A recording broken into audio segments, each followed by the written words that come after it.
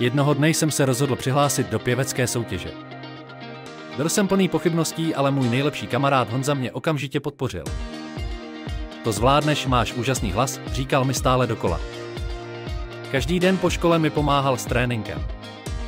Když se blížil den soutěže, moje nervozita rostla. Co když udělám chybu, svěřil jsem se Honzovi.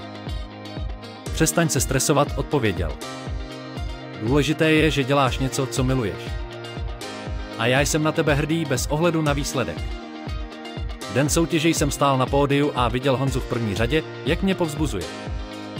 Zpíval jsem srdcem a s radostí a když jsem skončil, publikum mě odměnilo potleskem. I když jsem nevyhrál první místo, získal jsem uznání a obdiv. Tento zážitek mi ukázal, že pravý přítel je ten, kdo vás podporuje bez ohledu na okolnosti. Honza mi pomohl věřit v sebe sama a jít za svými sny.